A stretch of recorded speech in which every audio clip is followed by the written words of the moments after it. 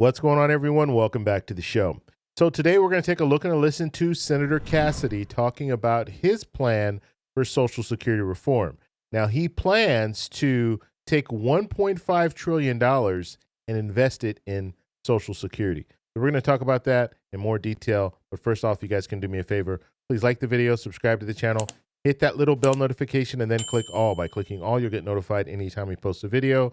We do daily videos here, so by clicking the bell notification, clicking all, you should be getting updated every day. And just a reminder, thank you for your support. I really appreciate it. And if you'd like to follow me on Twitter and Threads, you can at the TEC Show Live. Okay, so Senator Cassidy, he talked about this proposal last year. Okay, so last year, I think it was June or July, he came up with this proposal and he wants to invest $1.5 trillion. He's now talking about it again. So this clip was just last week. And I'm just going to show it to you, and we're going to watch it together and talk a little bit about what he is saying about this proposal and why he thinks this will actually work. So let's go ahead and take a look. Here we go. Louisiana Senator Bill Cassidy joins me now. Mr. Senator, I want to get your take on the 32-hour work week. But first, if I may, I want to talk Social Security. Please take a listen to this from President Biden. Roll it. No. Just this week, Donald Trump said cuts to Social Security and Medicare are on the table. When asked if he changed his position, he said, quote, "There's a lot we can do in terms of cutting. Tremendous amount of things we can do," end of quote. I want to assure you, I will never allow it to happen. I won't cut Social Security. I will not cut Medicare. Okay, Mr. Senator, if we don't touch Social Security, it goes bankrupt. Something's got to be done, either raise the retirement age or raise the taxes. Am I right? Okay, I don't, you guys know how I feel about this. I do not like when I hear anyone, lawmakers, interviewers, say that Social Security is going bankrupt. That is not true. The trust fund is going bankrupt, but Social Security as a whole will still be there.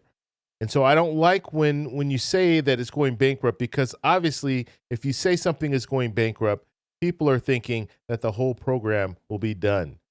Okay, just like if a company goes bankrupt, the whole company will go under. That is not what's happening with Social Security, because you have money coming in through the payroll contribution. That's paying about 77% of the Social Security benefits that are going out right now. The trust fund right now has about $2.7 trillion. So these are separate places that money's coming from. So you have the payroll contribution, that's one place. That funds for about 77%. And then you have the trust fund that supplements the rest. Now, the trust fund is what's being depleted right now. The trust fund in 10 years will no longer have any money in it, okay? But Social Security will still be able to pay out benefits. However, there'll be a reduction of about 23%. So I don't like when I hear interviewers say this or lawmakers say this, because it's not true.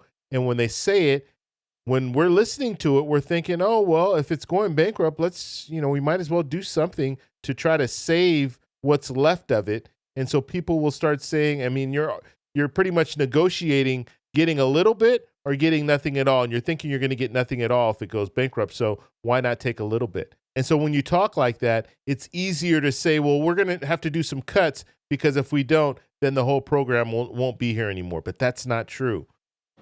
Well, a couple things. First, Joe Biden's plan, which has no political chance of passing whatsoever, will result in a 24% cut to Social Security, period.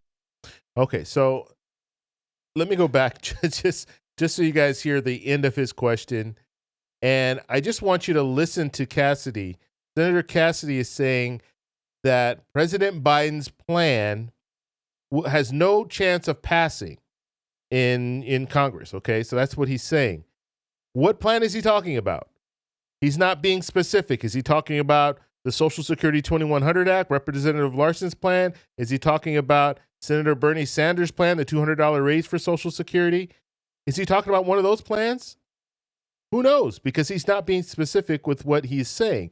And then he goes on to say that there'll be a 24% cut across the board. And that's not really a plan, just to do nothing. And that's what he's saying.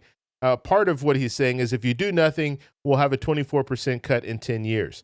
But realistically, that's not a plan. If you're talking about a plan actually moving through Congress, that's not a plan. That's just doing nothing. That's just saying we're not going to make cuts, we're not going to do anything, and we're just going to wait the 10 years. So I don't understand. That's not clear. That's not clear what he is saying, because on one hand, he's saying the plan has no chance of passing, and on the other hand, he's saying that President Biden and former President Trump are just saying don't cut Social Security, and that's not a plan, because not cutting Social Security means that you're just going to wait it out for the 10 years. So it's very unclear. Just listen to it one more time. Well, a couple things. First, Joe Biden's plan, which has no political chance of passing whatsoever, will result in a 24% cut to Social Security, period. That's under current law. And frankly, Trump doesn't have a real plan either. Now, there is a real plan out there, and I've been involved with it. You would set up a trust, you'd set up a fund separate from the Social Security Trust Fund, put $1.5 trillion in it, invest it in the stock market just like 401ks do, and allow it to grow over time. That's okay. So very nonchalantly just said, we'll just take $1.5 trillion. Okay, we're going to take 1.5. Where are we getting $1.5 trillion from? Where's that money coming from? We're going to have to borrow that money. That's what we have to do, because we don't have the money. We're going into debt. So how are we going to, we're $34 trillion in debt? So where are we going to get $1.5 trillion from? And so he's just saying that, we'll take $1.5 trillion, we'll invest it in the stock market.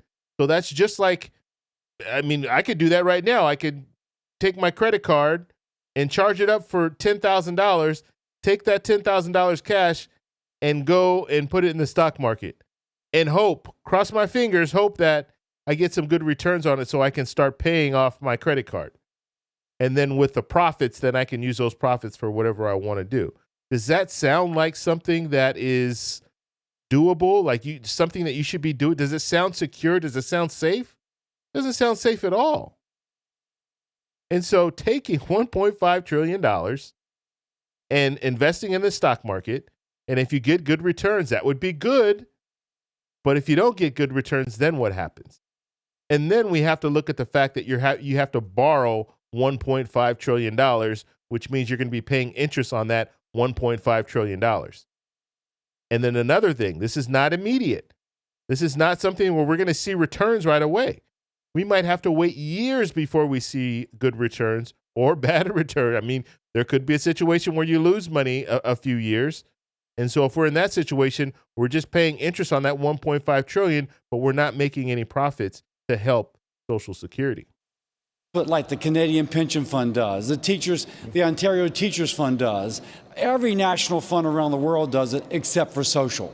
If we did it for social, we could actually bail out social and make the program better, for example, by repealing things like weapon GPO, which you don't know about, but a lot of Americans do. Under your plan, your idea, would individuals have their own plan as opposed to being part of a group?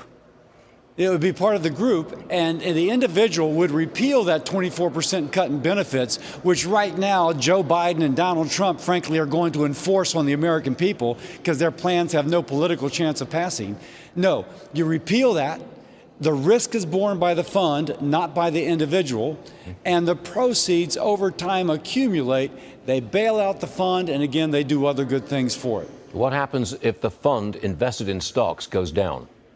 Yeah, so the individual is actually protected against any loss. But if you look at the stock market and the investment... Okay, so he's saying that the individuals, so us, we're protected against any loss. How are they going to protect us from any loss? How are they going to do that? Is it going to be like FDIC? Like, how are we going to be protected?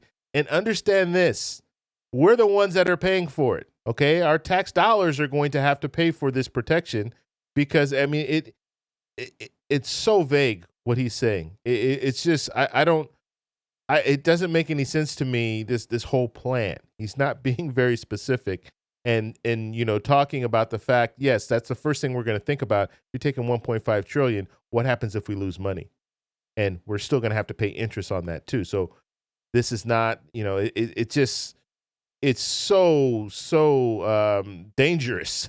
This is a very dangerous proposal. The economy since 1929 has averaged an 8.5% return on investment. Now, we actually don't even assume that much. We assume a lot less than that. And nonetheless, we still make the numbers work. If the economy sinks, we got bigger problems than Social Security. So we just feel like we continue to rise with the economy, and we do a lot of good things for the American people. That's a plan that can pass. That's a real plan. Okay, so you heard what he said, right? If the economy tanks, we have bigger issues to deal with than Social Security. So the bottom line is, if the economy tanks, Social Security tanks, but they're not even going to be focused on Social Security. They're going to be focusing on the economy and how to get the economy back on track. So, I mean, does that give you any type of confidence that this, if it does work, I mean, does it give you any confidence about the proposal? There's so much out there, and he's talking about, you know, if the economy tanks, we got bigger things to deal with, to talk about than Social Security. I mean, the huge problem here, and let me come to full screen. So the huge problem here is you have Senator Cassidy with this proposal, and you know what? I commend him for actually putting something together, okay? Because you don't have a lot of politicians trying to put forward a proposal, okay? So I do commend him on that, but it just seems so risky, and I don't think we should be risking the Social Security for something like this.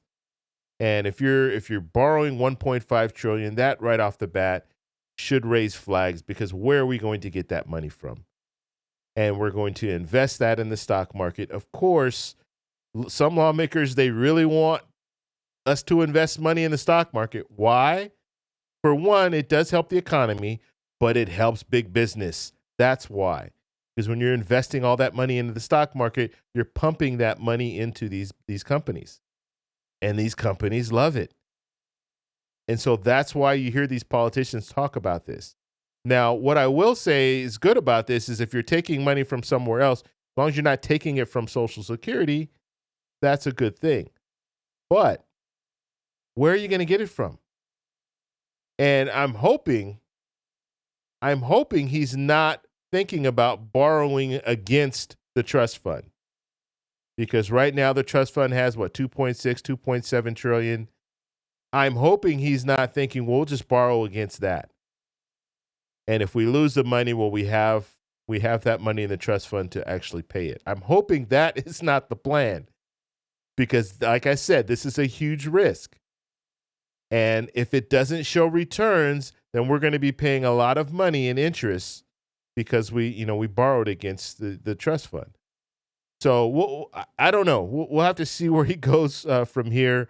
I'll play the rest of this because it's pretty interesting. He's talking about a 32-hour work week. Just to kind of set this up for you, Senator Bernie Sanders, last week he was talking about a proposal for a 32-hour work week instead of a 40-hour work week, so working one less day. So we'll watch the rest of that. Here we go. Let's get back to the 32-hour work week. Now, I think that may be politically popular, but Mr. Senator, is it good economic policy? It's one more example of the federal government trying to promise free money as if there's no consequences. There's incredible consequences of paying workers the exact same amount of money for working 32 hours instead of 40 hours.